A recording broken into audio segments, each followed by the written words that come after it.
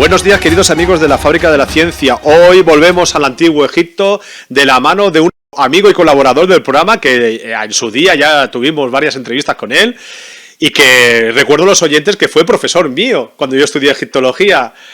Muy buenos días, Josep Cervelló. ¿Cómo estamos? Encantado de saludarte de nuevo. Muy bien. Y también tenemos a un arqueólogo, Daniel Vives Menor, que vamos a hablar junto a Josep, con Daniel, de un proyecto que tiene la Universidad Autónoma de Barcelona, en Egipto, que se llama Comel Hamassin. Es verdad, porque esto es la ja, KH, se pronuncia ja. Ya no me acordaba, ¿ves? Bueno, vamos a empezar contigo, Josep, y me gustaría, lo primero, es que nos expliques, primero, luego hablaremos del contexto histórico, pero primero me gustaría que nos explique la historia de cómo vosotros pudisteis acceder a excavar, con lo difícil que es excavar en Egipto. Bueno, de hecho es una historia muy larga, que empieza nada más y nada menos que en 1997, ¿eh? O sea que ya hace más de 20 años que empezó todo esto. Y bueno, esto fue porque en ese momento, desde la Autónoma, fuimos a Saqqara. Yo, de hecho, acababa de empezar prácticamente a trabajar allí, y fuimos a Saqqara porque estábamos interesados en abrir algún tipo de proyecto allí, pero muy concretamente relacionado con algún aspecto de la historia y la arqueología del Egipto de los orígenes, que es a lo que yo me dedico. Y entonces la idea era un yacimiento muy interesante, bueno, más que un yacimiento es un recinto, que se encuentra al oeste del recinto de la pirámide escalonada, que se llama Gisr al-Mudir, y que es un recinto que no se sabe muy bien cuándo se construyó. Es ya construido en piedra caliza y es anterior al propio recinto de Necherjet, de la pirámide escalonada, que hoy se fecha en el reinado de Hasehemui, que es el último rey de la segunda dinastía, padre justamente de Necherjet, el constructor de la pirámide escalonada, y que en ese momento nos interesaba, pero entonces no se sabía muy bien de cuándo era, ni a qué época había que atribuirlo, a qué faraón había que atribuirlo, y entonces pues era una cosa que nos llamaba la atención. Pero cuando llegamos a Saqqara, claro, en ese momento la información no corría tan rápido como en la actualidad. Vimos que nos dijeron que otra misión se había interesado ya por ese lugar, y de hecho había sido adjudicado a esta otra misión, a este otro equipo, un par de meses antes de que nosotros llegáramos a Saqqara. Con lo cual nos quedamos sin la posibilidad de hacer eso. Pero entonces lo que hicimos fue preguntar si había algún yacimiento que pudiera ser interesante de esa época que nos interesaba a nosotros, es decir, época tinita o principios del Reino Antiguo, o Reino Antiguo en general. Y entonces nos hablaron de este lugar perdido en el desierto, que era muy interesante porque ahí habían aflorado algunas inscripciones en superficie, y había sido objeto de algún tipo de saqueo, de movimiento. Y entonces nos dijeron, bueno, si queréis podemos ir a verlo y nos decís si os puede interesar y eso. Y entonces hicimos una prospección en ese mismo año, 1997, y la verdad es que el lugar nos interesó mucho porque efectivamente encontramos inscripciones, nada más llegar, encontramos 4 fragmentos con inscripciones, uno de ellos también con relieves, y entonces nos interesó mucho. Enseguida vimos que se trataba de un yacimiento del Reino Antiguo, parecía más bien finales, y bueno, y decidimos que sí, que era una cosa que nos interesaba. Y entonces, bueno, de regreso a Barcelona, pues preparamos la documentación para poder solicitar el lugar, para solicitar la excavación del lugar. Pedimos también financiación al Ministerio español, y mientras estábamos esperando, llegó la financiación, pero mientras estábamos esperando los permisos de Egipto, el yacimiento fue violentamente saqueado. Y cuando digo violentamente, quiero decir violentamente, ¿eh? Es decir, con máquinas, con grúas, con excavadoras, una cosa realmente muy aparatosa. ¿Pero de forma intencionada? ¿De forma intencionada o...? Sí, de forma intencionada. De forma intencionada para conseguir fragmentos, pues eso, de inscripciones, de relieves, para poder venderlos en el mercado de antigüedades, cosa que se ha hecho, y nosotros en el mercado de antigüedades hemos podido rastrear muchas piezas y las hemos podido documentar y las hemos añadido a las piezas, digamos, objeto de estudio de nuestro proyecto, ¿no? Pero que han aparecido en galerías de arte 10 años después de este saqueo, ¿no? Entonces, en el momento del saqueo, claro, el Servicio de Antigüedades nos pidió que renunciáramos a este proyecto porque no se podía trabajar allí porque había sido destruido el lugar y poco después apareció una famosa ley que seguro que muchos oyentes recordarán, que es la ley por la cual no se admitían nuevas misiones extranjeras en todo lo que es el Valle del Nilo, desde Memphis, desde el Cairo, hasta Asuán. Y entonces, claro, tuvimos que desistir definitivamente del proyecto, no se podía excavar allí y entonces pues no lo pudimos continuar. Y ahí quedó.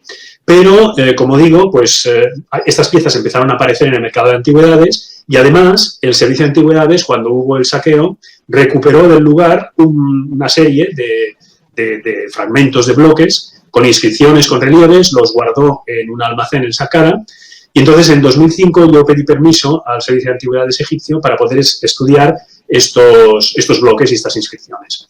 Y eso es lo que hemos hecho. En estos años hemos estudiado esos bloques parcialmente. Hemos estudiado también la documentación que ha ido apareciendo en el mercado de antigüedades, toda la que hemos podido ir rastreando. Y hace un par de años se levantó esta famosa ley por la cual no se podía excavar en la zona de Saqqara y entonces pedimos el permiso de excavación, nos lo concedieron. Y bueno, el año pasado hicimos la primera campaña, este año se tenía que hacer la segunda, que iba a ser una campaña muy grande, muy vistosa, porque queríamos excavar toda la zona, digamos, del COM, a pesar de haber sido muy destruida, porque queremos llegar a los niveles, digamos, inferiores, ¿no?, del yacimiento, para ver si hay pozos funerarios, para ver un poco lo que puede quedar, porque cualquier información es buena, porque el lugar es muy interesante desde un punto de vista histórico, luego lo podemos comentar si queréis. Sí, sí. Y entonces, bueno, pues la idea es hacer esta campaña más grande el año que viene. El año anterior se hizo una campaña de prospección, no solo del yacimiento en sí, sino de toda el área, de todo el alrededor, de todos los alrededores, ¿no? De lo cual quizá después Daniel puede comentarnos un poco qué es lo que hicimos. De la historia, solamente de la historia de cómo conseguisteis este yacimiento, es digna de una novela. Me recuerda mucho, sin ir más lejos, al descubrimiento de Tutankamón, ¿no? Cuando se encontraban piezas en el mercado negro y al final siguiendo o por ejemplo la DBH 320, ¿no? El escondrijo de Bahari. Este tema realmente es impresionante porque además te voy a decir, las primeras piezas que aparecieron en el mercado de antigüedades fueron a aparecer en España, o sea, aparecieron en Madrid y en Barcelona. Luego han aparecido en muchos otros lugares, porque han aparecido en Estados Unidos, han aparecido en Australia, en Inglaterra, en Italia, en Holanda, o sea, han aparecido en varios lugares. Pero la primera vez que hubo una pieza en el mercado de antigüedades fue justamente en España, en Madrid y en Barcelona. Y entonces, claro, es una cosa que llama mucho la atención, ¿no? Que justamente los arqueólogos o los historiadores que se habían interesado por este lugar, pues que sean de la nacionalidad de las galerías donde aparece por primera vez estos objetos robados, pues claro, imagínate, aparecieron 10 años después, ¿no? Y la historia de estos objetos también son cosas interesantes, ¿no? Porque salen de Egipto, están un tiempo en la clandestinidad, se les fabrican certificados falsos, luego al cabo de 10 años afloran, ¿no? Los galeristas los venden y cuando los venden, claro, ya tienen un pedigrí ni los propios galeristas saben en realidad lo que están vendiendo, no saben de dónde procede eso, muchas veces.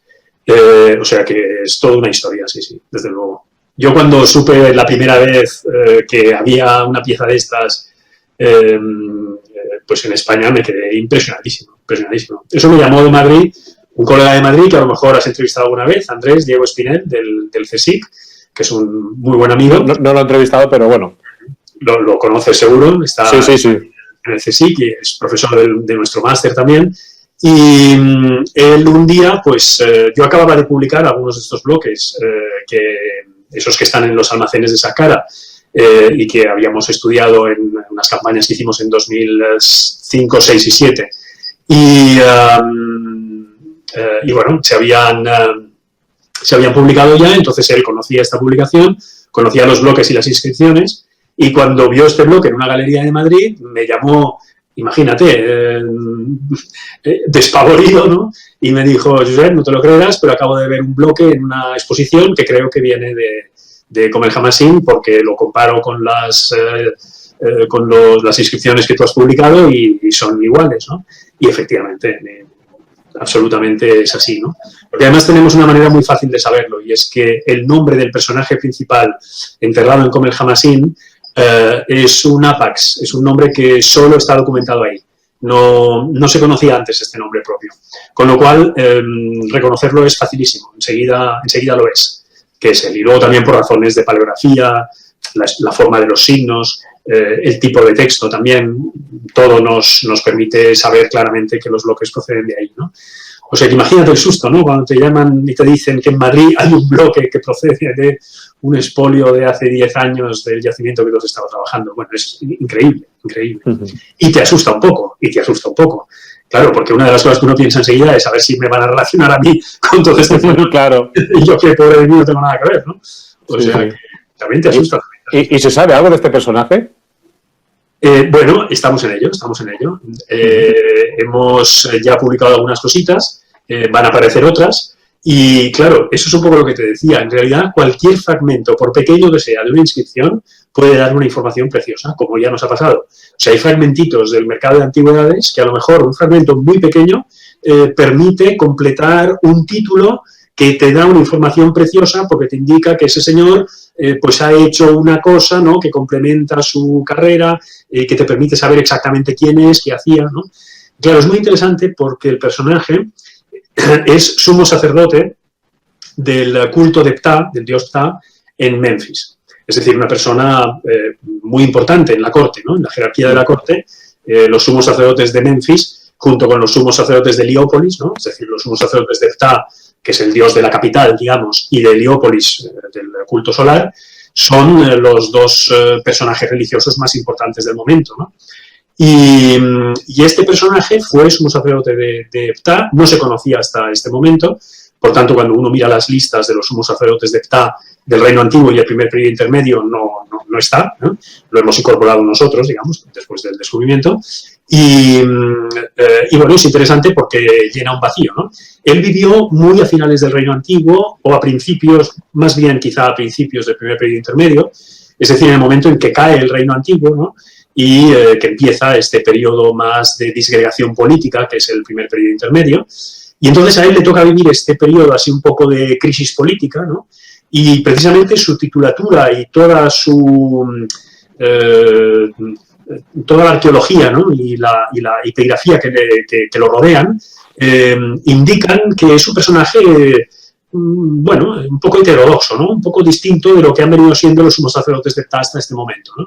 Y esto probablemente se deba a esto, a que vive en un momento de crisis que hace pues que las cosas no sean ya tan ortodoxas, ¿no?, como habían venido siendo hasta ese momento.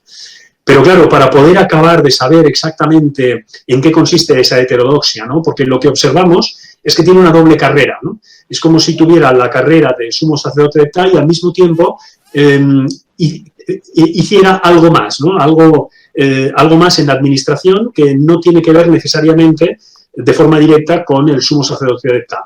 Cosa que, en cambio, sus predecesores en el cargo no habían hecho. Es decir, sus predecesores en el cargo eran sumos sacerdotes de Ptah y no tenían una carrera paralela, digamos, en la administración. Y él da la impresión de que tiene esta carrera paralela. Es una cosa realmente extraña, heterodoxa, que se tiene que acabar de investigar. Y por eso cualquier pequeño fragmento que nos dé un título más, que nos permita comprender mejor la titulatura y la historia de este personaje, pues bueno, nos permitirá reconstruir mejor su historia, y con su historia la historia del sumo sacerdocio de Ptah, y con la historia del sumo sacerdocio de Ptah la historia de la capital, ¿no?, porque el sumo sacerdocio de Ptah es el sacerdocio de la capital de Egipto en este momento, en este periodo de crisis y de caída del Reino Antiguo, que, no hay que olvidarlo, significa la primera caída de un Estado territorial en la historia universal. Es la primera vez que un Estado territorialmente amplio cae en la historia universal. Por tanto, es algo muy interesante, no solo desde un punto de vista egiptológico, sino en general desde un punto de vista de historia política, ¿no?, por decirlo así, ¿no? O sea que realmente es una cosa, en fin, que nos tiene muy fascinados y muy interesados y esperamos que el saqueo no fuera suficientemente, digamos, contundente como para que no quede más material in situ, que es un poco lo que tenemos que averiguar. El profesor Campaño estará contento, ¿no? Con la creación de los estados y la disgregación de los estados, ¿no? El profesor Campaño, exacto, más bien se dedica a la formación de los estados. La formación. Pero claro, precisamente por esa razón le interesa mucho también la disgregación de los estados, porque exacto. A quien le interesa cómo suben, también le interesa cómo caen, ¿no? Con lo cual, sí, estamos en contacto permanente. Como sabes, es un gran amigo, Marcelo, y está muy interesado en todo esto, por supuesto, y tanto. Dentro de poco lo tendremos en la Fábrica de la Ciencia. Ya he contactado con él para una próxima entrevista, no sé si la semana que viene o la siguiente, para hablar precisamente de la formación de los estados. Daniel,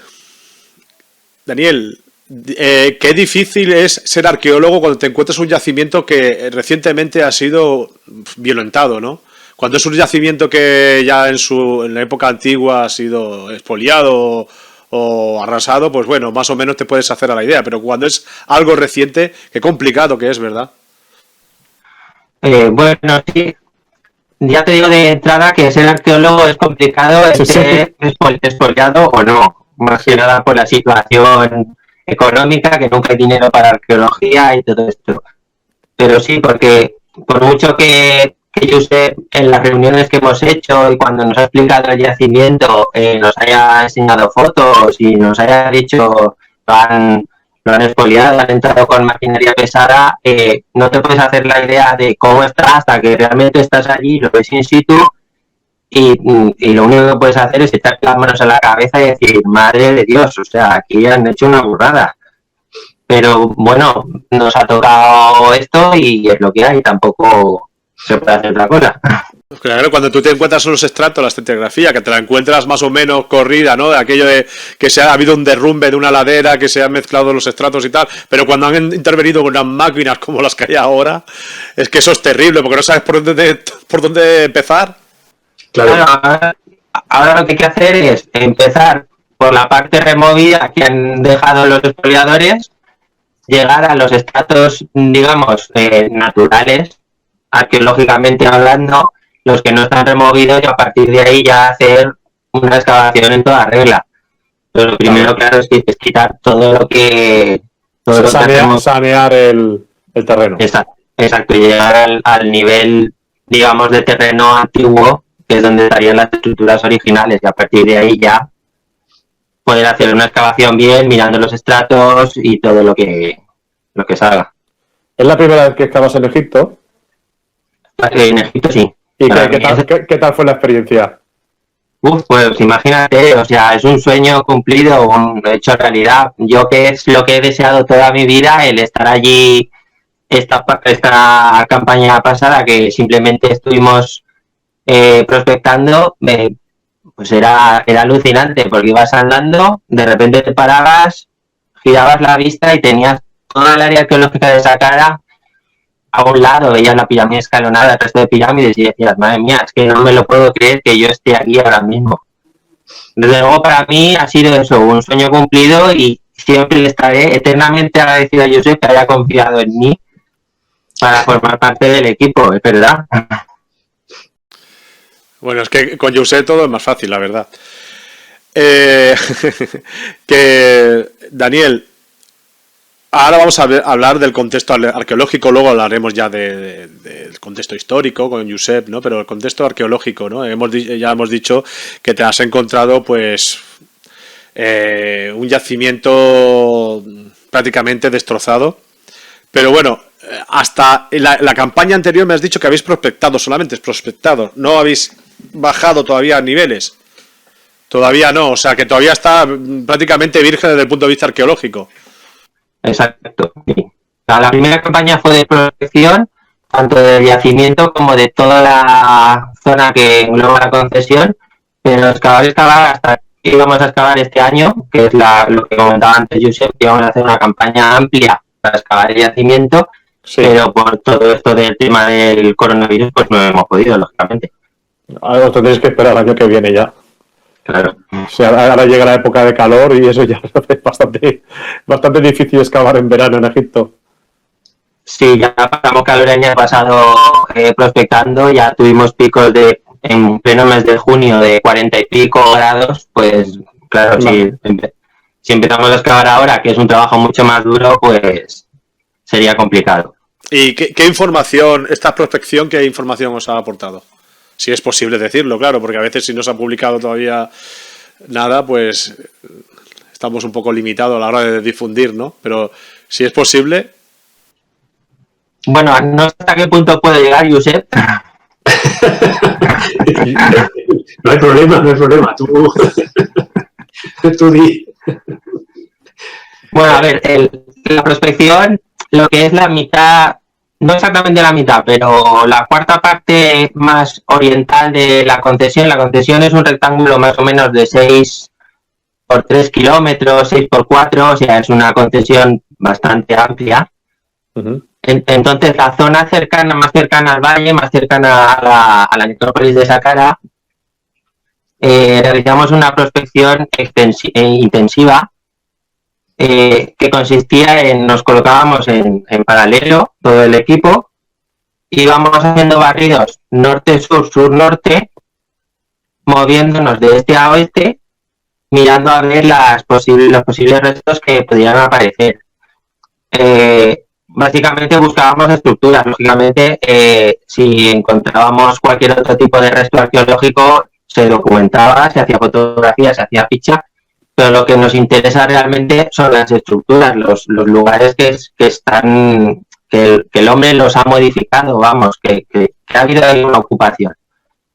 El resto de lugares son importantes porque a lo mejor individualmente no aportan nada, pero en conjunto sí que pueden dar algún tipo de información relevante.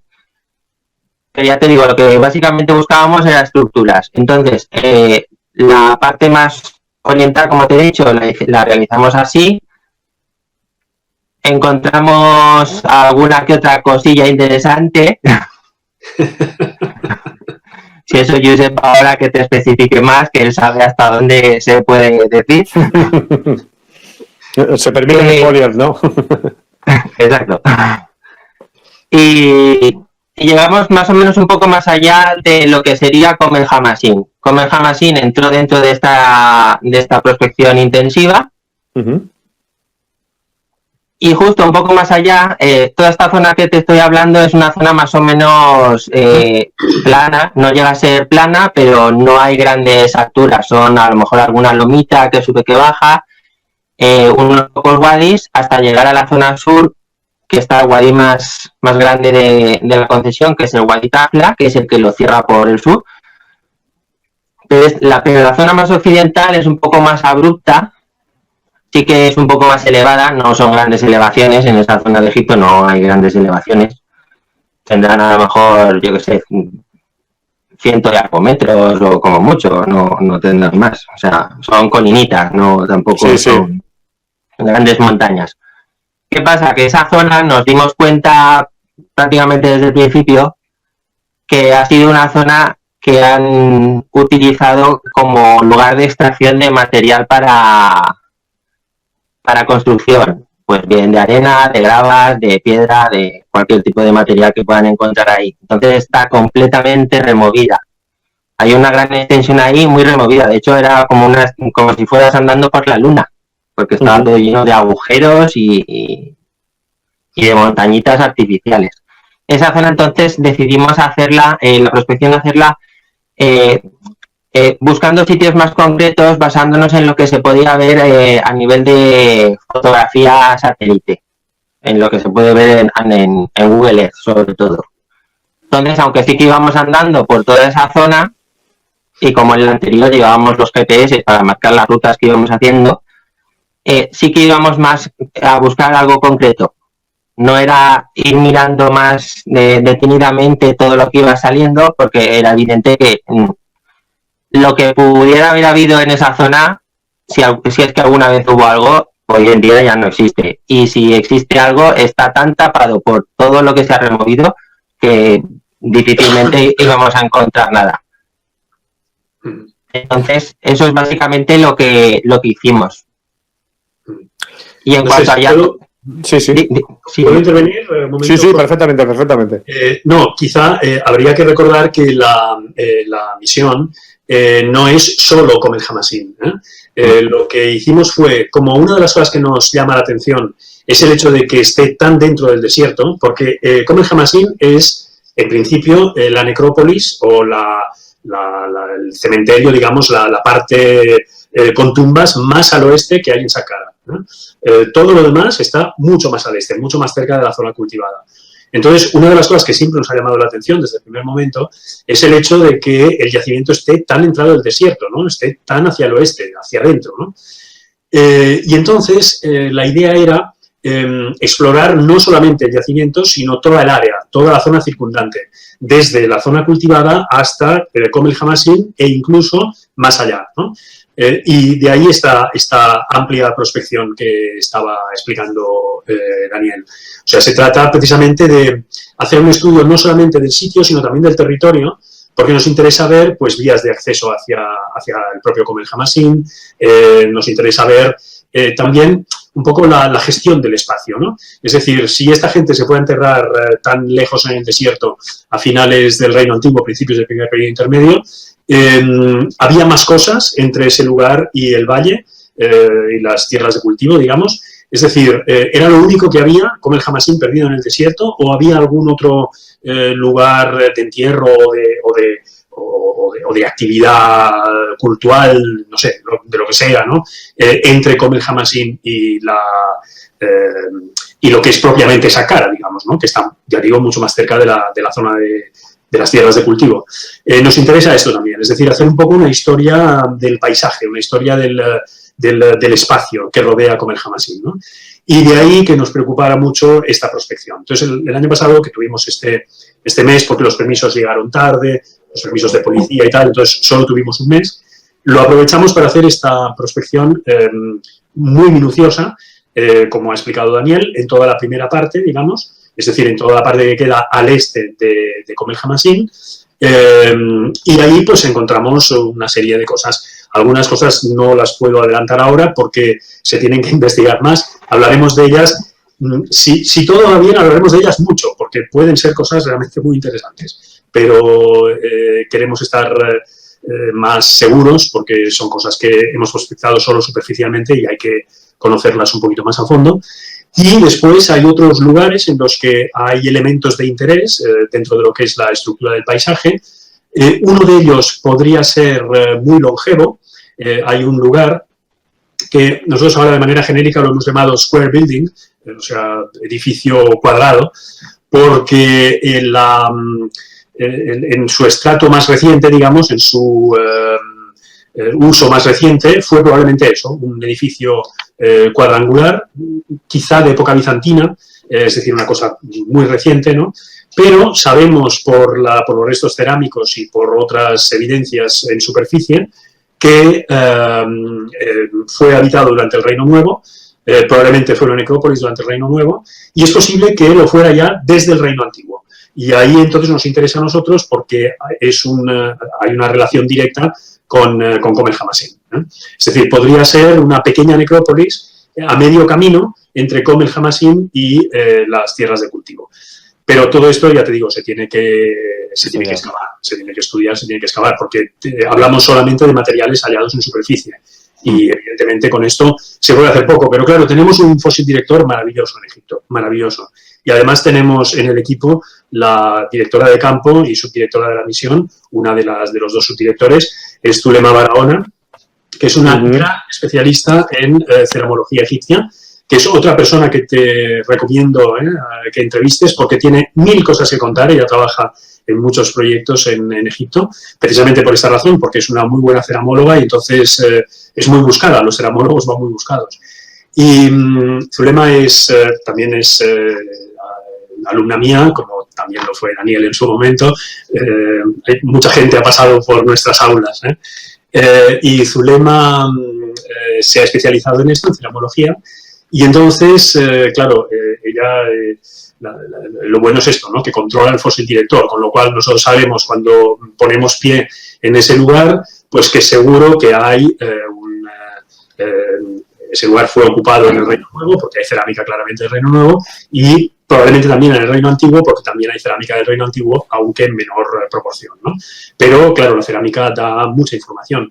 Y por eso pensamos que este sitio, que es una pequeña elevación también, mucho más pequeña que Comer Hamassin, pero también con su entidad, podría haber sido, pues eso, una necrópolis en el Reino Antiguo, que continuó siendo necrópolis en el Reino Nuevo y que al final de la historia de este pequeño sitio se acabaría convirtiendo en este edificio que tal vez fue como un pequeño cenobio, no lo sabemos, esto tendremos que ver. Pero se conservan todavía los enlucidos de las paredes, por ejemplo, en algunos puntos. O sea, realmente es un lugar, es una cosa interesante que explorar, ¿no? Y habrá que excavar. Pero eso será después de excavar el cómo. Primero tenemos que acabar con el gran enigma y después iremos a lo demás. Es decir, esto tenía que ser una misión dedicada específicamente al COM y, en cambio, como hemos encontrado otras cosas, esto que he comentado y otras que ya comentaremos más adelante, nos quedaremos allí seguramente más tiempo, porque si todo va bien y el mundo y el cosmos permite volver a trabajar, porque esperemos que no se tenga que excavar de forma online, virtual, como estamos haciendo todo ahora. Pues mira, no te extrañe, al final tendremos que inventar, a ver, los aparatos y habrá que inventar. Con satélites, ¿no? De esto que para detectar. Fíjate cómo son las cosas que realmente hay. Yo a veces digo que esto es la maldición de Comer Hamassin, porque, como he dicho al principio, llevamos desde el 97 intentando echarle mano a este yacimiento y sacar el entresijo de lo que guarda. Y por una razón o por otra no hay manera, es increíble. Pero bueno, yo tengo confianza en que finalmente el año que viene esto se pueda hacer. Vamos a hacer una campaña muy larga, porque nuestra idea es meter mano ahí y bajar todo lo que se pueda, ¿no? Porque, como muy bien ha explicado Daniel, lo que queremos es llegar a los niveles, digamos, vírgenes, entre comillas, ¿no? Y si todo va bien, en principio las tumbas deberían ser tumbas de pozo, que son las características en esta zona del desierto. Hay otra necrópolis, pero mucho más cerca de la zona de cultivo, de la misma época, que se parece bastante, se llama Tapet el Geish, donde excavan los franceses del IFAO y del Instituto Francés de Arqueología Oriental. Y allí las tumbas son básicamente tumbas de pozo, que es lo característico de estas tumbas del desierto en este momento, ¿no? Con lo cual es posible que aquí también tengamos tumbas de pozo y entonces lleguemos al nivel de los pozos funerarios que esperemos que no estén tocados, y entonces pues ahí sí que tendríamos ocasión de documentar algo más, ¿no? Porque además de este lugar, además de las cosas que han salido de los bloques, fragmentos de bloques con inscripciones que se han vendido en el mercado de antigüedades, como decía antes, también salieron elementos de ajuar. Entonces, otra de las cosas que se ha vendido en los mercados de antigüedades son estatuillas del personaje. El personaje se llama Imebhor. Como os he dicho antes, se reconoce muy bien porque su nombre es único, no es la primera vez que se documenta, con lo cual es muy fácil de reconocer. Y estatuillas de Imebhor han aparecido por todo el mundo. Ahora tenemos 10 localizadas. Precisamente estamos preparando un artículo sobre este tema, donde las vamos a publicar todas. Y bueno, son objetos de ajuar que se sacaron de la tumba, evidentemente, y se vendieron, ¿no? O sea que, por un lado, se entró en la tumba para sacar objetos de ajuar, con lo cual quiere decir que esa tumba tuvo su ajuar, ¿no? Y ojalá quede algo in situ. Y además luego se destruyó, digamos, la parte arquitectónica, ¿no? La parte superior, para, pues eso, conseguir estos bloques, estos relieves y estas inscripciones y pasarlas al mercado de antigüedades. Hay una foto que se está haciendo famosa entre mis contactos, que sales tú documentando material en un almacén, creo que es en Saqqara, pero es que hay gente que hemos sido de la Autónoma que dice, ostras, pero es que sale la carpeta de la Autónoma delante. Supongo que este almacén pertenece también a esta campaña, ¿no? Bueno, a este... Sí, la Autónoma es la universidad que lidera el proyecto, digamos, ¿no? En cuyo contexto se hace el proyecto, claro. A ver, la presencia de estas carpetas no es casual, como os podéis imaginar. Claro, eso es un poco de publicidad. Eso es para que el rector o la rectora, como tenemos en este momento, siga financiando, ¿no? Se porte bien con nosotros. Bueno. Daniel, bueno, yo hace ya muchos años que no voy a Egipto. ¿Y tú te lo esperabas, Egipto? ¿Bueno, era la primera vez que ibas o ya había sido otras veces? No, yo ya había estado, lo que pasa es que hacía 16 años que había estado. Yo hace 20, imagínate. Entonces, claro, yo ya sabía lo que me esperaba, pero aún así el país ha cambiado. No está igual. Ha cambiado. Sí, no está igual ahora que hace 16 años. O sea, imagínate tú hace 20. Sí, bueno, en aquella época no es que de 20 a 16 no cambió mucho, te lo puedo. No, pero sí que es verdad que yo estoy hablando con egiptólogos que trabajan habitualmente egiptólogos, arqueólogos que trabajan habitualmente en Egipto, y dice que en los últimos años sí que es verdad que ha cambiado, ¿no? Pero bueno, desde el punto de vista, volvamos otra vez al punto de vista arqueológico. ¿Qué te esperas? Porque José ha dicho una cosa que es verdad, que cualquier resto de cerámica, cualquier resto de tablilla, o incluso un resto de papiro o lo que sea, puede aportar muchísima información y al arqueólogo le puede fascinar tanto ese resto, por muy pequeño que sea, encontrado, como un descubrimiento sensacionalista de estos, una tumba intacta y todas estas cosas, ¿no? Pero vamos a imaginar, que es una pregunta que suelo hacer bastante, vamos a imaginar que encontráis algo excepcional. Que ya me habéis dicho, ya habéis adelantado que se ha encontrado algo guapo, ¿no? Algo potente.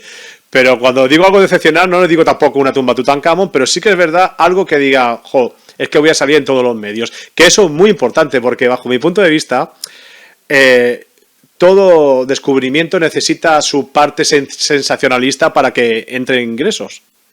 No sé si me entendéis. Entonces, vamos a imaginar. Yo recuerdo un geólogo, hace muchos años, amigo mío, que me decía, en esta montaña hay oro. Digo, joder, ¿cómo va a haber esta montaña aquí en Gabá, una montaña? Dice, sí, aquí hay una veta de oro, seguro. Y lo sabía por el color, por muchas cosas que te ofrecía la roca, ¿no? Y realmente no era una veta de oro, a lo mejor era algo insignificante, pero él sabía. Incluso yo tenía un profesor en el Museo Egipcio, a Luis Manuel González, que me decía que por el color de la tierra también podías saber si debajo de esa tierra, ¿no? Había alguna estructura. ¿Verdad que sí? Sí, hay cosas espectaculares en este sentido. Sí. Pues, hombre, ya solo ¿qué sensación te da el yacimiento? ¿El de Comer Hamasí? Sí. Bueno, yo creo que, aunque ahora los expoliadores estos últimos no hayan llegado a los pozos, seguramente esté expoliado desde antiguo. Es lo más probable porque la mayoría de las tumbas egipcias están expoliadas ya desde antiguo. Pero puestos a esperar, pues que la cámara funeraria tenga inscripciones en las paredes o esté pintada y decorada de forma que nos dé información, que haya un sarcófago, un ataúd, puestos a imaginar que parte del ajuar funerario no se lo hayan llevado y esté allí. Seguro que los egipcios, cuanto más haya, más les gusta, de cara a dar publicidad también a ellos, porque también a ellos eso les interesa, no solo las misiones para conseguir financiación, sino a ellos para publicidad del país. Entonces, claro, puestos a imaginar, la imaginación se puede ir muy lejos.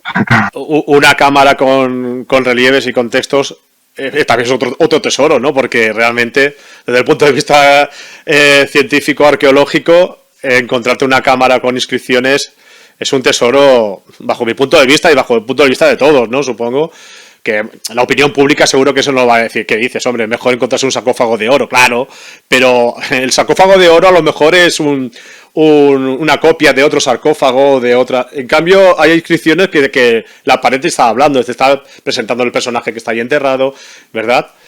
Claro, ves, yo ahí esto lo veo de una forma un poco diferente, porque como mi formación no es de arqueólogo, sino que es de filólogo, Y yo me dedico a esto en calidad de epigrafista, que es lo que me interesa, ¿no? Y de historiador, antes que como arqueólogo. Por eso, en realidad, la directora de campo realmente es Zulema Barahona, no soy yo. Y claro, a mí me juega en contra un poco esto, porque a mí me interesa infinitamente más encontrar una pared llena de textos que encontrar un sarcófago de oro, francamente. Yo con un sarcófago de oro no hago nada. Es verdad. Así ingresar un dinerito para poder ir en busca de más inscripciones, ¿no? Pero lo que me interesa realmente es la documentación, son las fuentes textuales, ¿no? A partir de las cuales poder reconstruir fragmentos de historia, ¿no? Islas de historia, como diría Georges Duby, ¿no? A mí me interesa sobre todo eso. Y entonces ves ahí, el hecho del descubrimiento sensacional, a mí personalmente me interesa menos, ¿no? Si lo hay, pues bueno, lo disfrutaremos, ¿no? Pero no es eso a mí personalmente lo que más me interesa, ¿sabes? Campaña de micromecenazgo, Josep. Esto es muy importante. Esto es muy importante porque los yacimientos, el equipo multidisciplinar de especialistas que van a un yacimiento, o recibes una subvención importante de alguna institución, o a esta gente hay que darle de comer, hay que hospedarlos, hay que pagarles, y eso gracias también, entre otras cosas, a campañas de este tipo, ¿no? Claro. De hecho, no solo campaña de micromecenazgo, sino que hay que hacer todo lo que está en nuestra mano para poder financiar esto, ¿no? A ver, las campañas pueden ser desde relativamente poco costosas, ¿no? Como por ejemplo la campaña de prospección que hicimos el año pasado, hasta campañas realmente muy costosas, como la que vamos a hacer el año que viene. Teníamos que haber hecho este año y vamos a hacer el año que viene. Porque ahí necesitaremos muchos obreros, hay que mover mucha cantidad de tierra, de arena. Los bloques que hay dispersos en superficie, los que son bloques constructivos, os podéis imaginar, son grandes bloques de piedra caliza, lo que utilizaban los egipcios normalmente, ¿no? En la construcción de sus tumbas, y además es piedra caliza buena, de dura, es decir, es una cosa de envergadura, ¿no? Y todo eso se tiene que mover. También necesitaremos máquinas para poder mover una parte de esta tierra y de estos bloques. En fin, hace falta una infraestructura importante para una campaña como esta. Y entonces nosotros nos financiamos con distintos elementos, ¿no? Por un lado, hemos hecho esta campaña de micromecenazgo, que la verdad es que ha funcionado muy bien. Nosotros esperábamos quizá un resultado más abundante, pero luego las personas, los especialistas en este tipo de cosas nos han dicho que no, que en realidad los resultados son muy buenos, ¿no? Tal como han ido. Y entonces pues estamos, la verdad, muy satisfechos de esto. Y bueno, ha habido mucha gente, se ha volcado mucha gente en esto, ¿no? Y esto quizás es lo más bonito, es decir, además de la cantidad alcanzada, que es una cantidad que está muy bien, lo bonito es el hecho de que de alguna forma haces partícipe a mucha gente, ¿no? de ese proyecto. Y te sientes pues arropado y impulsado, ¿no? Por toda esta gente que de alguna forma, no sé, es como si fuera un poquito contigo, ¿no? Cuando hace esta aportación. Y esto es una cosa muy bonita porque, bueno, generamos también toda una corriente de ilusión, ¿no? Que es una cosa que está muy bien, porque en el fondo es lo que vivimos. Nosotros esto lo vivimos con mucha ilusión, y si se puede generar ilusión en las personas que siguen este tipo de cosas, pues mejor que mejor, ¿no? O sea que como experiencia es muy bonita también, de por sí, una campaña de micromecenazgo. Pero luego, naturalmente, también están los proyectos ministeriales, por ejemplo, ¿no? Nosotros pedimos también subvenciones oficiales, digamos. Luego también están las subvenciones privadas, como en el caso nuestro la Fundación PALARC, que es una fundación privada de Barcelona que subvenciona muchas de las misiones, no solamente en Egipto, sino en muchas otras partes del mundo, porque subvencionan misiones prácticamente por todo el planeta. Bueno, y luego está el instituto nuestro propio, ¿no? Que también hace su aportación. Con lo cual, pues es la suma, digamos, de aportaciones que vienen del ámbito público, del ámbito privado, de la propia universidad y de esta campaña de micromecenazgo, ¿no? Y esto es lo que nos permite trabajar pues con los recursos suficientes para poder hacer las cosas que tenemos que hacer, ¿no?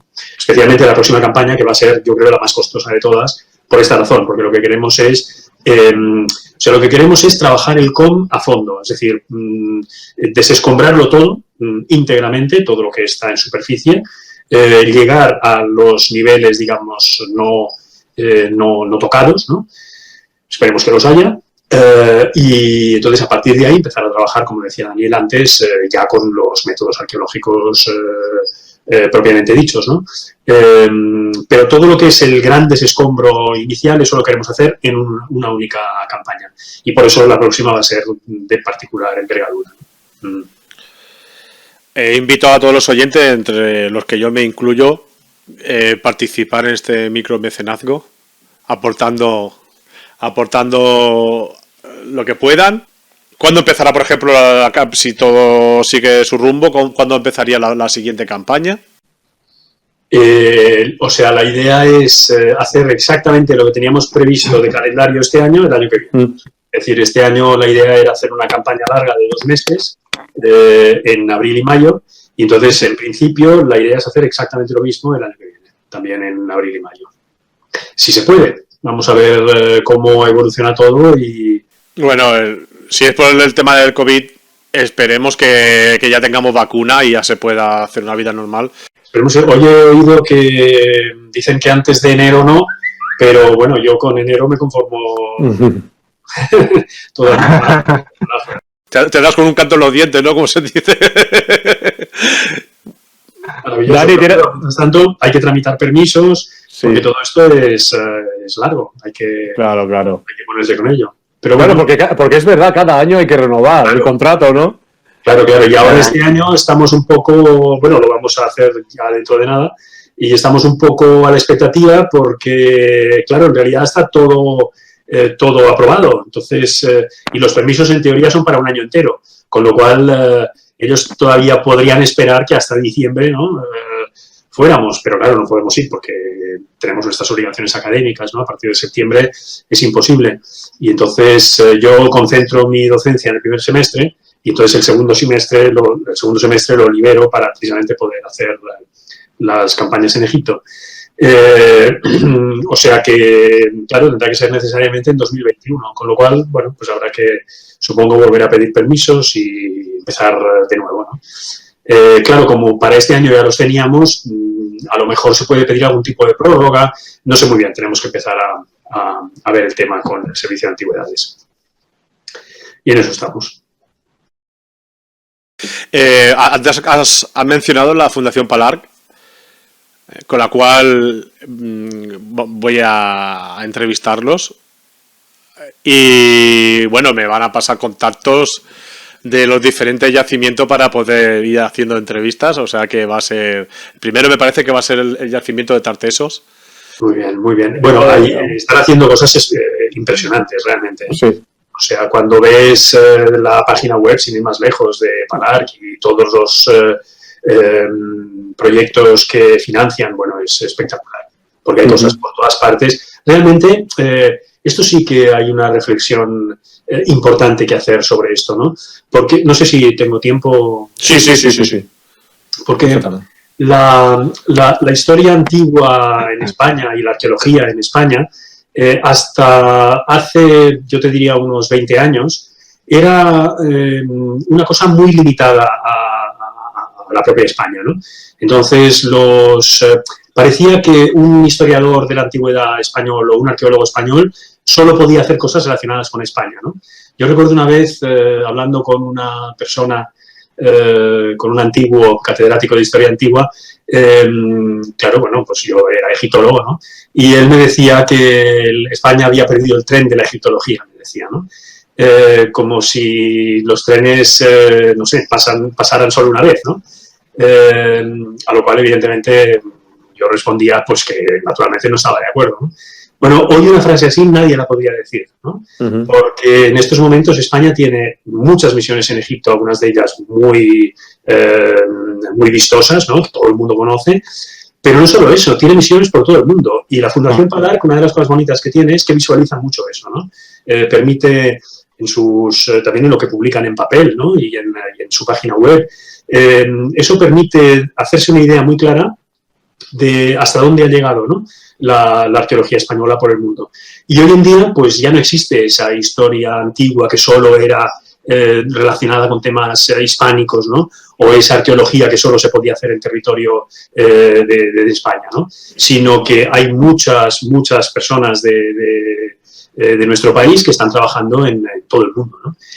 Y eso es una cosa que creo que hay que poner en valor, porque ha sido el resultado de mucho esfuerzo, de pioneros que han abierto camino, ¿no? en este ámbito, porque no ha sido fácil, incluso yo me cuento también, porque al principio realmente no era fácil dedicarse a esto. Parecía que no hubiera lugar para nosotros, ¿no? Por tanto, si tú querías quedarte en la universidad, como ha sido mi caso, por ejemplo, parecía que no hubiera una ubicación para ti, ¿no? Porque hacías una cosa que era extraña a lo que eran los medios académicos españoles en lo que se refiere al mundo antiguo y a la arqueología, ¿no? Y en cambio ahora para nada. Ahora nosotros pedimos proyectos al ministerio y se nos dan, participamos tenemos plazas en la universidad, los egiptólogos pueden opositar a plazas de historia antigua en la universidad, es decir, todo esto se ha normalizado de forma prácticamente completa, ¿no? Y el número de misiones, pues claro, es una cosa muy, muy vistosa, ¿no? Realmente llama mucho la atención la cantidad de gente muy buena que está haciendo cosas muy importantes en todo el mundo, ¿no? Bueno, es un salto cualitativo, creo que es muy importante subrayarlo, ¿no? En nuestro ámbito de estudio, pues desde hace 20 años a esta parte, ¿no? Mira que hay oyentes, y ya para finalizar, bueno, tú, Daniel, si tienes que aportar algo más a la entrevista, pues lo puedes hacer perfectamente. Pero es que muchos oyentes me están pidiendo ya que cruce el charco, que dice, el otro día me dijo uno que mi pasión por Egipto me nubla y no veo más allá, y que me vaya a Iberoamérica. Digo, pues claro, hombre, porque sí, también Iberoamérica, qué gran territorio arqueológico también, qué alucinante. Claro que sí, pero fíjate, bueno, aquello es maravilloso, pero es que no solamente, o sea, claro, esos son quizá los lugares más vistosos, ¿no? Pero fíjate, hace un tiempo hubo se habló de un posible proyecto que luego al final no se pudo hacer, pero en el centro de Asia, es decir, proyectos arqueológicos relacionados con los nómadas, ¿no? Que en la Edad Media se movían por todo lo que es la antigua ruta de la seda. La ruta de la seda. Toda esa zona, ¿no? Y realmente es espectacular la arqueología de esa zona. Y es una arqueología totalmente desconocida, ¿no? Claro, hay que abrir. ¿Sabes por qué es importante abrir? No sé si me permites que... Sí. ¿Sabes por qué es importante abrir? Porque nosotros estamos muy acostumbrados a diseñarnos mentalmente, ¿no?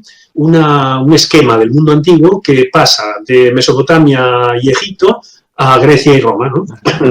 Parece que todo lo demás sean como pequeños satélites de estas 4 grandes culturas, ¿no? Y ya está, y no hay nada más. Y no, en absoluto, las cosas no son así. O sea, hay infinitas más culturas en el mundo antiguo, tan importantes como estas 4 en la zona perimediterránea, pero también las hay mucho más allá.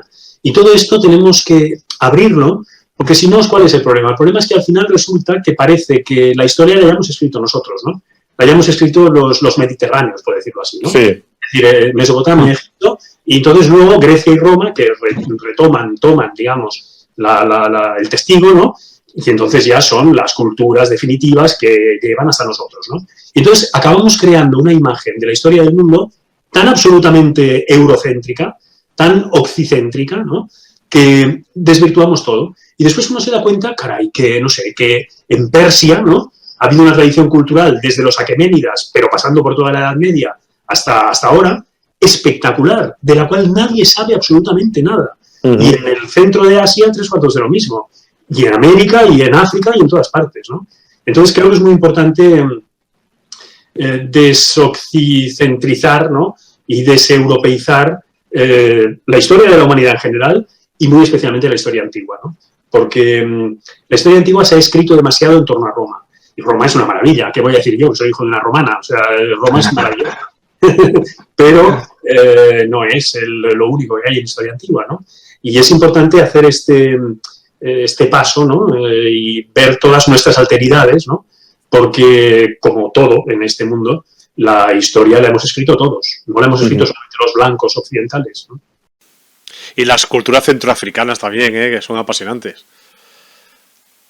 Tú que eres africanista también,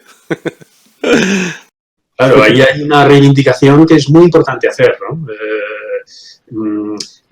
O sea, las alteridades tienen que estar en la historia universal, porque si no, no hacemos realmente historia universal, hacemos nuestra historia mirándonos al ombligo, como hemos hecho siempre, ¿no? Y no salimos de ahí. Pues no puede ser. Y justamente ahora es un buen paradigma, ¿no? El de los proyectos arqueológicos en el mundo, los proyectos arqueológicos españoles en el mundo, porque es un paradigma que permite ver hasta qué punto hay un interés por todo, ¿no? Por todas las culturas de todas las épocas y de todos los continentes, ¿no? Porque en todas partes hay cosas interesantísimas que estudiar y que ver, ¿no? Daniel, ya ahora sí que para finalizar, ¿quieres comentar algo más? Bueno, yo quiero recordar que la campaña de micromecenazgo, como no hemos podido acabar este año, sigue abierta y que todo aquel que quiera colaborar puede encontrar el enlace a la campaña en la página web del proyecto, que es hamasinproject.uab.cat. Vale, yo lo pondré en los comentarios de YouTube y de iVoox, los pondré para que la gente que está interesada pues pueda acceder directamente o incluso pondré un subtítulo también, que quede más profesional. Pues lo agradecemos infinitamente.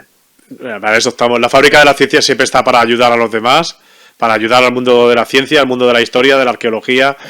Siempre estamos para eso, ¿no?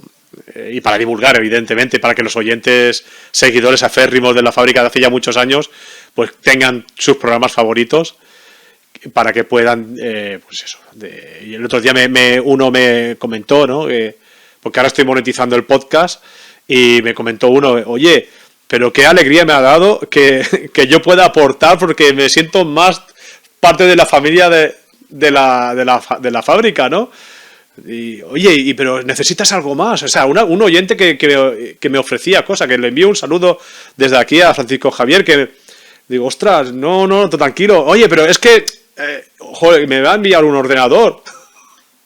Un ordenador para poder enchufar la mesa de sonido para que pueda tener mejor sonido el programa. Digo, oye, pero que bueno, los gastos de envío no, eso me encargo yo. O sea, yo, si me permites, te felicito y te agradezco lo que haces. Porque te felicito por lo que haces, porque me parece una tarea fundamental. Y te lo agradezco por la misma razón, porque a ver, la historia y la arqueología, si no tiene una dimensión social, no tiene ningún sentido, porque lo que no vamos a hacer es excavar para después quedarnos nosotros el resultado. Eso no tiene ningún sentido, eso tiene que necesariamente repercutir, ¿no? Y de ahí este concepto tan importante que es la transferencia, que es fundamental, ¿no? Que consiste en esto, ¿no? En que todo aquello que se estudia en la universidad salga, se transfiera a la sociedad y la sociedad pueda utilizarlo también para crecer, para estar mejor, para ser más felices, ¿no? Que de esto se trata, ¿no? O sea que esto me parece una tarea fundamental. Tenemos que estar siempre mano a mano, ¿no? Los que os dedicáis a la alta divulgación científica, digamos, y los que nos dedicamos a la ciencia, ¿no? Eso es muy importante. Muchísimas gracias a los dos. Ha sido un enorme placer y espero contar con vosotros en una próxima entrevista. A ver si ya podéis soltar un poquito más de información.